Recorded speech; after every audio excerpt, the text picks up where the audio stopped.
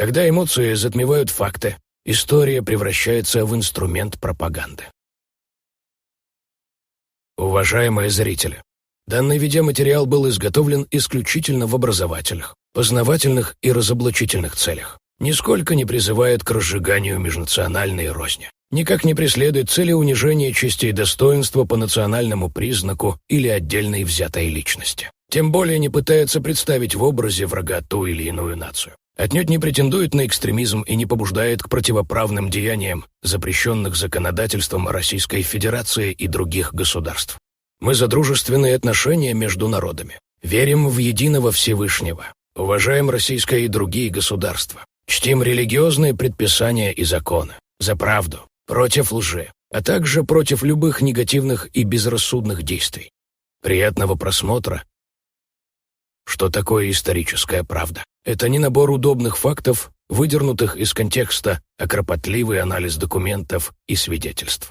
В последние годы в публичном поле вновь поднимается вопрос о лояльности ингушей и противостоянии чеченцев к российской державе в рамках истории. Со стороны как простых обывателей, так и имеющих обширную аудиторию различных блогеров, историков. Имеют место быть упреки в адрес ингушского народа относительно договора 1810 года. В частности, несостоятельные упреки, упоминая генерала-майора Дельпацо как якобы какой-то объект преклонения со стороны ингушей.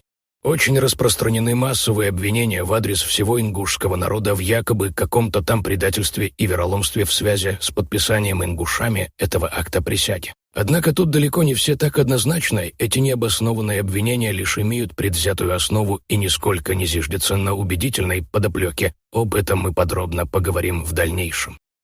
К примеру, в книге доктора исторических наук Салмана Мирзакаевича Джамирзаева под названием «Древняя история чеченцев Нахчи» на странице 72 указана вопиюще ложная информация, что якобы ингуши – это искусственная нация, выделенная из чеченцев царским правительством после подписания ими ингушами акта вечной присяги в верности России в 1810 году во Владикавказе. Разумеется, это страшная дезинформация, которая не имеет абсолютно никакого отношения к правде, а лишь является примером манипулятивной фальшивки и введения читателя в заблуждение. Непонятно, как человек, получивший звание доктора исторических наук, позволил себе настолько низко опускаться до настолько возмутительной фальсификации истории. В одном из своих эфиров известный на Кавказе блогер Башлам Чимаев – человек, который является, как он себя называет, дипломизированным историком. С 2018 года началась эта Рубиловка, у меня, по крайней мере. До этого, да, у меня есть высшее историческое образование, я дипломизированный историк, но мне как-то... Высказал следующее, упомянув тот самый договор.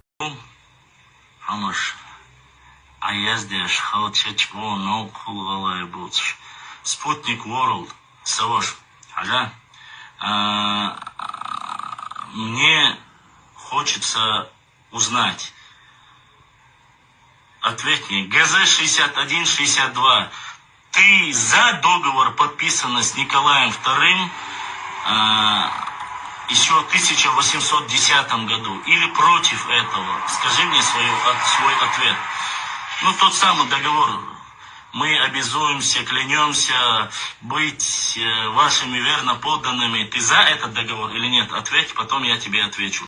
Довольно странно, когда тот, как он себя называет, дипломизированный историк, регулярно ведет прямые эфиры на тему истории, путается в элементарных исторических датах, утверждая, в 1810 году российским императором был не Александр I, а Николай II, который займет царский трон лишь через 86 лет, в 1896 году.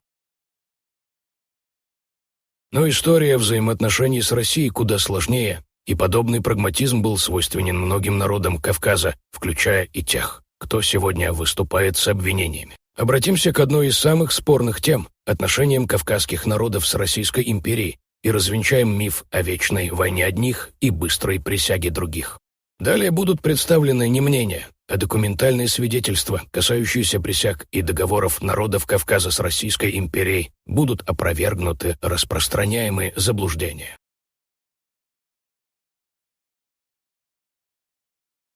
Для начала выясним предысторию договора между 6 ингушскими радами и царской администрацией. Постараемся углубиться в этот вопрос, чтобы узнать, какими мотивами и намерениями руководствовались ингуши, подписывая во Владикавказе 22 августа 1810 года акт о вступлении в российское подданство и как все происходило на самом деле, как до, так и после. Следующие описываемые события происходили еще до подписания того самого акта присяги. В 4 томе актов, собранных Кавказской археографической комиссией, изданном в Тифлисе в 1870 году, собрана вся цепочка событий, описанная в хронологическом порядке. Все последующие приводимые рапорты взяты из этой книги. Текст рапорта генерала Дельпоцо генералу Булгакову. Начинается все 5 июня 1810 года, когда ингуши пропустили чеченцев во Владикавказскую крепость, хотя делать им этого было нельзя.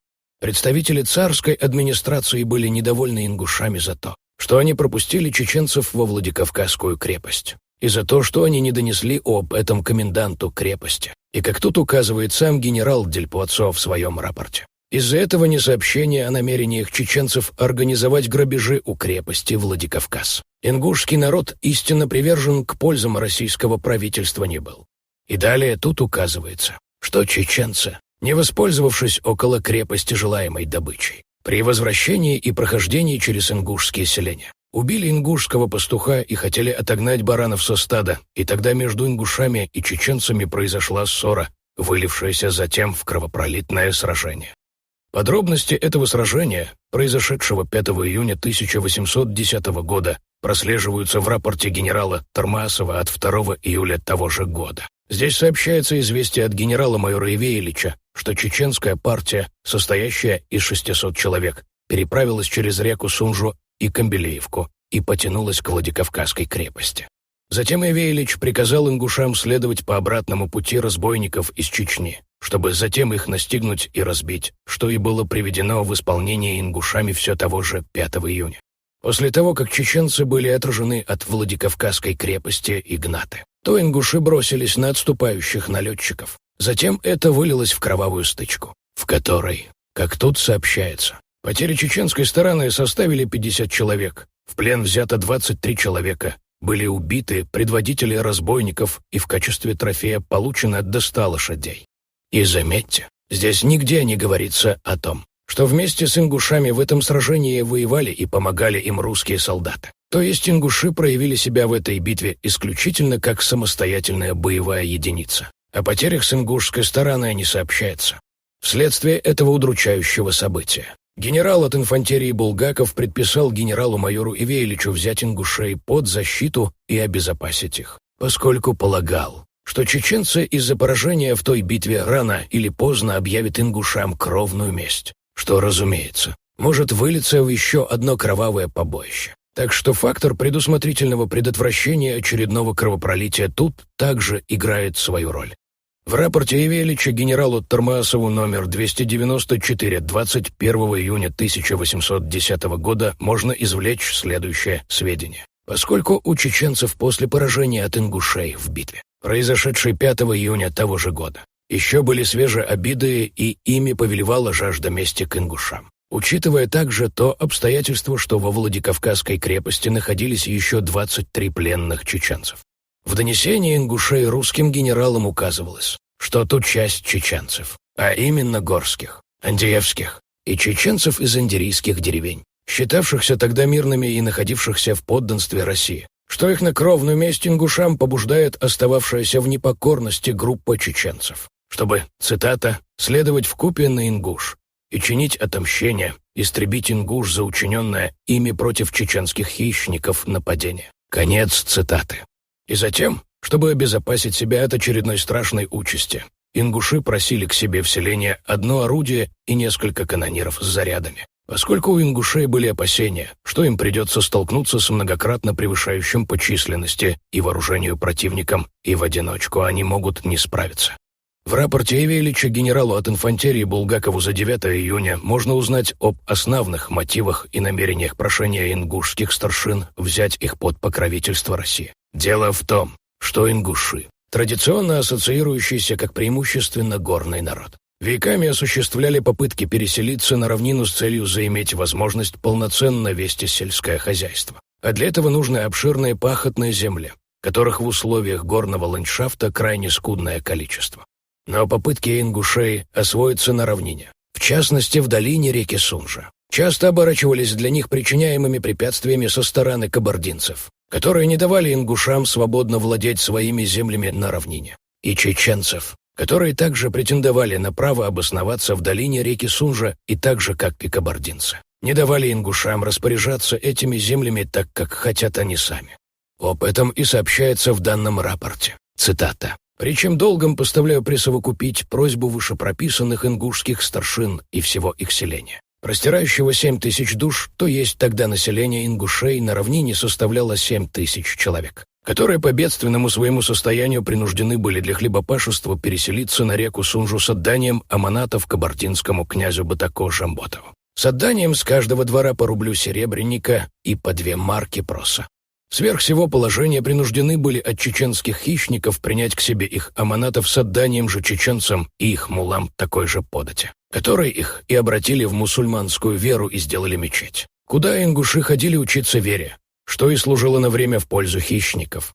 Но многие ингуши часто секретно извещали меня о партиях мимо их селения проходящих. Но возбранить им делать хищнические против русских партий не отваживались. Но по настоянию моему решились они учинить на последнюю партию нападение и разбить оную, в надежде, что начальство примет их под покровительство великого государя и защитить от чеченцев и кабарды. Почему и просят во время собирания с поля хлеба воинскую команду. Причем еще просят, чтобы кабардинцы, поврожденные их между собой вражде, особенно за учиненное ныне убийство князя Албакенда и Узденяева и Жрука неотомщенным. А от чеченцев в состоянии они защититься с малой помощью русских. Обещаю через Сунжу их не пропускать, чем и пресекутся хищнические партии, о чем и обещал донести высшему начальству, с тем условием, чтобы они пленных, находившихся у них чеченцев и карабулаков, не возвращали до разрешения высшего руководства, которое они просят к 20 числу сего месяца решения. Рассмотрим предписание генерала Тармаасова-Булгакова 26 июня 1810 года. Здесь указывается, что 20 июня генерал-майор Ивейлич докладывал о поражении ингушами чеченской хищнической партии и о том, что ингуши, опасаясь от них более жестокого отомщения, просят себе для защиты одного орудия с канонирами. Далее в тексте отмечается необходимое условие, что для удовлетворения просьбы о защите от чеченской партии ингуши должны дать присягу на подданство России, и что если ингуши согласятся быть верноподданными России, тогда у них для защиты будет расположена одна рота с оружием от Владикавказского гарнизона, с помощью которой они бы могли как защищать самих себя, так и свободно заниматься скотоводством и хлебопашеством на плоскостных землях. Обратимся к рапорту генерала от инфантерии Булгакова генералу Тармаасову от 14 июля 1810 года. В нем приводится донесение, что для охраны ингушей от нападения чеченцев и других народов генерал Ивейлич командировал 3 орудия, 200 рядовых, 150 казаков с подполковником Фирсова, который по прибытии в Назрань занял удобное место. После чего 28 июня разные горские народы, численностью 5000 человек, пришли для отомщения ингушам за смерть известных чеченских предводителей. Развязалась новая битва, и ингуши при поддержке подполковника Фирсова в очередной раз одержали победу и обратили нападавших в бегство. Здесь указывается, что потери наступавших горцев составили более 200 человек. Ингуши потеряли 30 человек. И, что примечательно, здесь указывается, что среди русских солдат погибших и раненых не имеется. Вероятно, это связано с тем, что сами русские солдаты не принимали в этом сражении непосредственного участия. В конце рапорта отмечается, что генералу-майору Дельпоццо предписано охранять ингушей от нападения хищнических отрядов. Ознакомимся с содержанием предписания генерала Тармаасова генералу от инфантерии Булгакову от 22 июля того же года.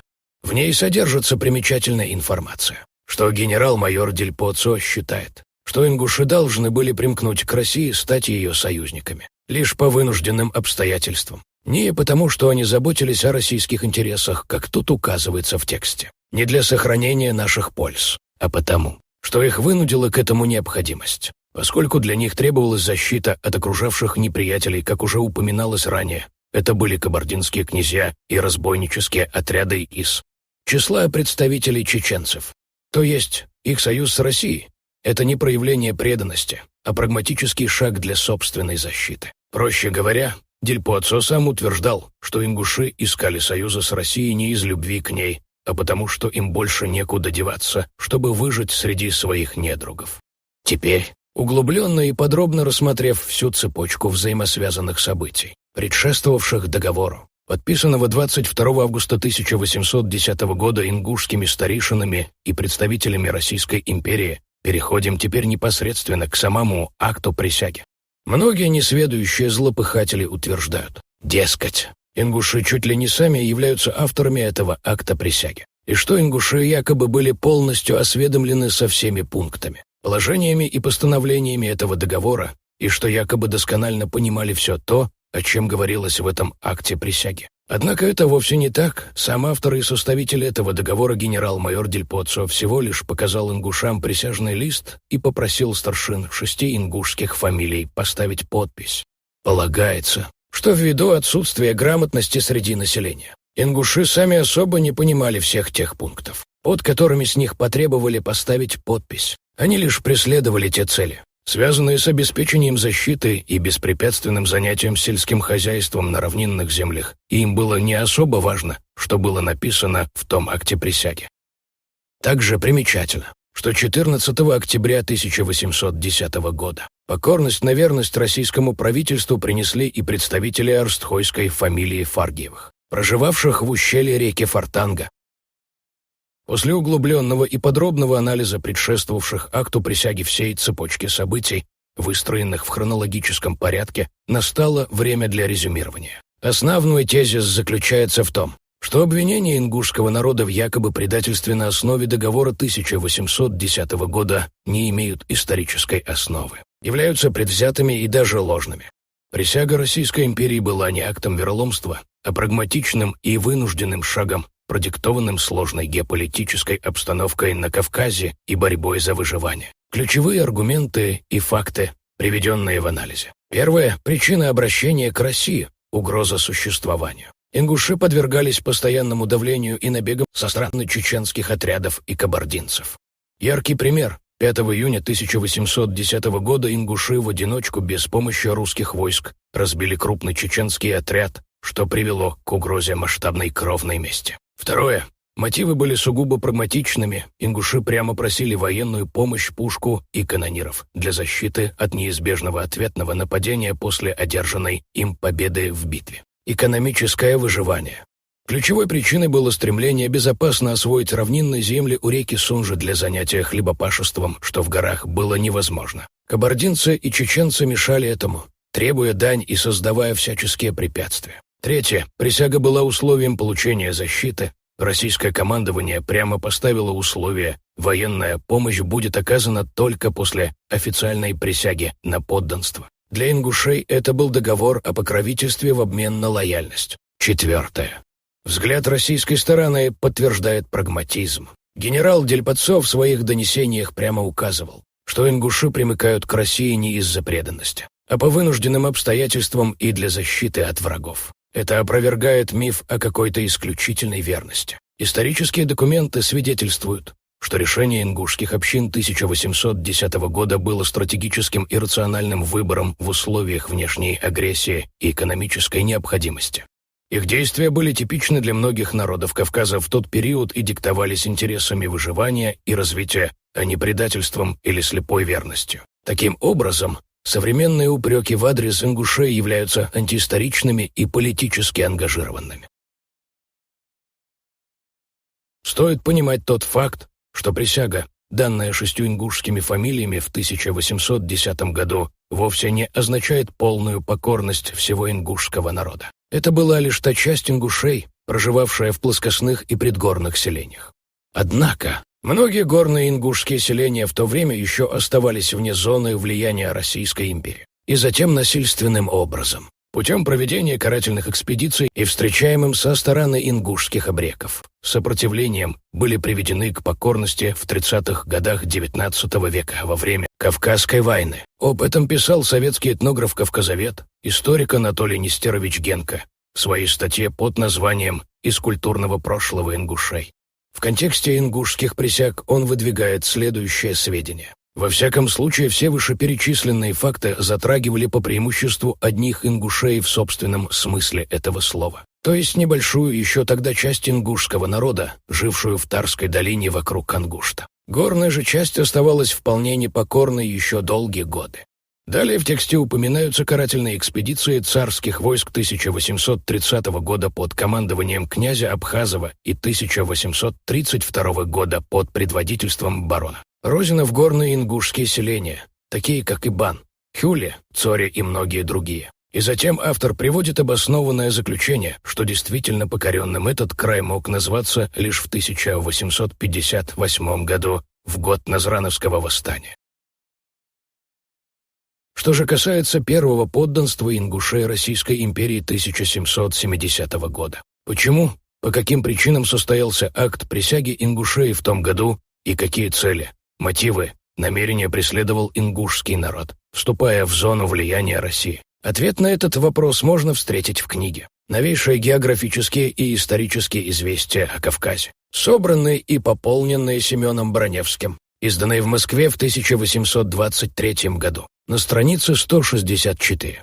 Аксайские и кабардинские князья издревле стараются утвердить над ингушами временное право завоевания наложением дани и требованием всегдашнего от них покорства. Частые разорения от кабардинцев, им причиняемые, побудили ингушей в 1770 году предаться российскому покровительству. Также на следующей странице указывается со слов ингушских старшин, что ингуши подвластными кабардинским князьям себя никогда не признавали. То же самое заключение прослеживается на страницах книги под названием «Материалы для новой истории Кавказа», изданные в Санкт-Петербурге в 1869 году. Как тут указано, в 1770 году ингуши, известные также под именем кистов или кистинцев, просят принять их в подданство и, как сообщается, от притеснений и набегов кумыков и кабардинцев. Дело в том, что кабардинцы и кумыки на тот момент уже издавна являлись подданными союзниками России и ингушам. Чтобы остановить постоянные набеги на свои равнинные земли с обеих сторон, потребовалась нужда обратиться к России и вступить, как и все народы Кавказа на тот момент, в российское подданство. Именно с этими двумя народами, а если быть точнее, то князьями и шамхалами из этих народов, ингуши договаривались, когда стоял вопрос о безопасном для себя переселении на новые пустующие плоскости у Назрани, а не с чеченцами и не на чеченских землях, которые проживали далеко на востоке от этих мест. Да еще и сами пребывали в вассальном положении на плоскостных землях у кумыкских шамхалов и аварских ханов, так как вышеназванные народы, кабардинцы и кумыки, удерживали всю плоскость от горцев, поселяющихся на равнине, то они периодически совершали на них грабительские набеги, не считая своих вассалов. Выбирая из двух зол, принять к себе кабардинских князей или кумыкских шамхалов на правление, чего ингуши не позволяли даже в своей среде, или вступить в подданство России, которое, как казалось тогда, где-то там далеко, ингуши выбрали последний вариант. Также в этом тексте указывается, что на тот момент чеченцы уже издавна исчислялись в российском подданстве.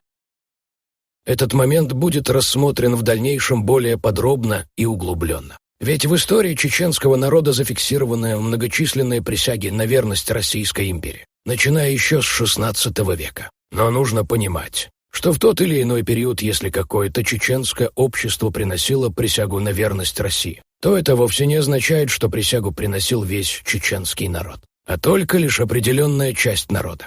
Приведем тезис из научной статьи, автором которой является Шахрудин Айдевич Гапуров, советский и российский историк, доктор исторических наук, профессор, академик и президент Академии наук Чеченской Республики. Называется эта статья «Кавказская война. Хронология. Причины и содержание». Приведем следующее научно обоснованное заключение. С середины XVI века Кабарда, с конца XVI века Чечня формально, исходя из Российско-Кабардинского соглашения 1558 года и Российско-Чеченского соглашения 1589 года, могут считаться в российском подданстве. А с последней трети XVIII века в российское подданство перешли Осетия и Ингушетия, равнинный Дагестан, Шамхальство, Тарковская и Северная Кумыкия. Получается, что согласно достоверным сведениям, Чечня вошла в российское подданство почти на 200 лет раньше ингушей. Рассмотрим еще одну статью доктора исторических наук, профессора Шахрудина Гапурова под названием «Страница истории российско-горских отношений в XVI-XIX веках», где можно извлечь следующие сведения. Чеченцы могут поставить вопрос о том, что они вошли в состав России в 1588 году. Ведь именно в том году первое чеченское посольство посетило Москву, и русский царь в 1589 году подписал грамоту о принятии чеченцев под покровительство России. В 1747 российское подданство приняли жители крупнейших чеченских обществ Чебутле, Шале, Герменчук и Алды. Видимо, Василий Александрович Потоний без оснований отмечал, что к середине XVIII века большая часть Чечни считалась в российском подданстве. В пророссийской ориентации для чеченцев главными стимулами были расширение торговли в российских пределах крепостях и русских поселениях и мирное сосуществование с русскими. Далее приводится важная информация, касающаяся основного положения многочисленных принятий Чечней российского подданства.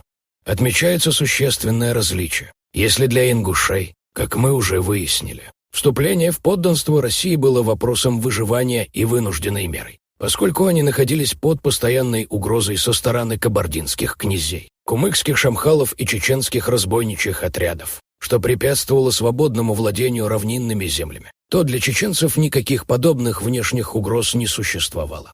В XVI-XVIII веках для чеченцев, в отличие от других горских народов Северного Кавказа, не существовало внешней угрозы. Ни Османская империя, ни Крымское ханство, ни Иран никогда не пытались захватить Чечню. Это объяснялось географическим положением Чечни, расположенной в середине севера Кавказского региона. Так что чеченцы стремились к союзу с Россией не из-за внешней угрозы, а из-за экономических, добрососедских соображений.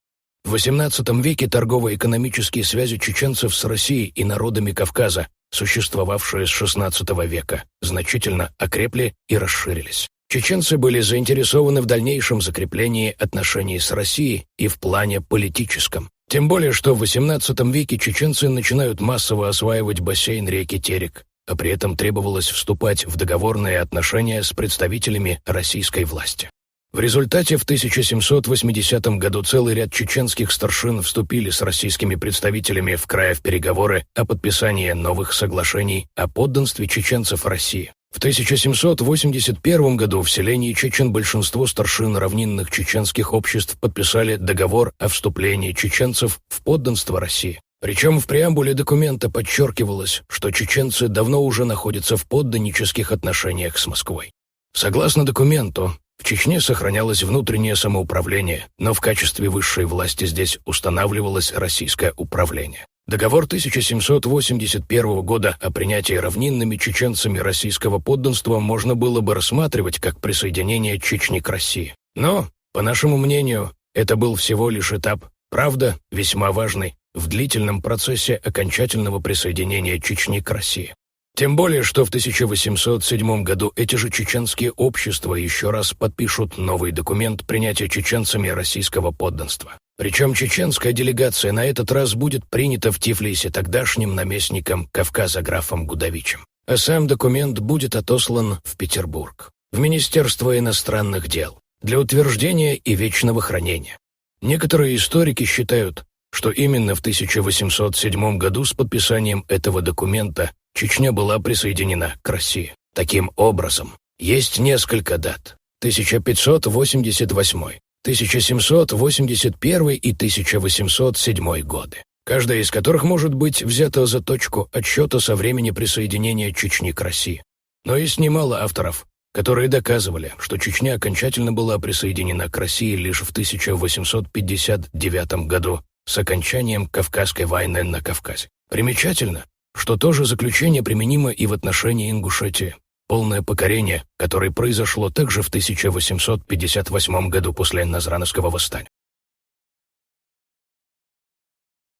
Вашему вниманию представлена копия подлинника письма 1657 года из шибутского джамаата царю Алексею Михайловичу с просьбой принять его жителей в русское подданство. Шибутский джамаат, или же шибуты, это одно из чеченских обществ в ущелье реки Чанты-Аргун. Арабский термин «джамаат» на Кавказе употреблялся в более широком значении как объединение ряда общин. Текст составлен на тюркском языке арабской письменностью. Перевод Миркасыма Абдуллахатовича Усманова, советского и российского историка, доктора исторических наук. Мы из шибутского джамаата, чтобы быть подданными великого царя, из сей страны гор, а именно из Варанты, Чечане, Тонса, направили 3 посланцев к русскому царю. Если он пожалует нас, то мы станем подданными царя. Имена сих посланцев суть Алихан, Сусла, Алгаб. Этих 3 людей мы послали, и их снова повторно послали, и Аманата также послали мы. И пусть русский царь нас пожалует. Пошлем посланцев нашему Тимурасу царю. Ныне Тимраш царь стал подданным русского царя. Мы тоже желаем быть подданными русского царя. Царь, смотри же на нас велико, приведем в подданство много-много селений. А пока мы, 3-4 селения, били челом великому царю, пожалуй, нас, царь. В примечаниях к переводу указано, что Варанты и Тонса, которые просили в том письме быть подданными русского царя, отождествляются с чеченскими тейпами Варандой и Тумсой, проживавших в ущелье реки Чанты-Аргун. В 3-м томе актов, собранных Кавказской археографической комиссией, содержится текст прошения чеченских старшин о подданстве на верность Российской империи 1807 года. Причем эта клятва была подкреплена на священном Коране. Мы, ниже подписавшиеся старшины, избранные от лица всего народа деревень чеченских, восчувствовав наше прежнее преступление и зная неизреченное милосердие его императорского величества государя, императора и самодержца всероссийского Александра Павловича, повергаем себя со всем народом чеченским с чистосердечным раскаянием в вечное верноподданство всеавгустейшему всероссийскому императорскому престолу, в чем мы и даем присягу по нашему обычаю на святом Коране.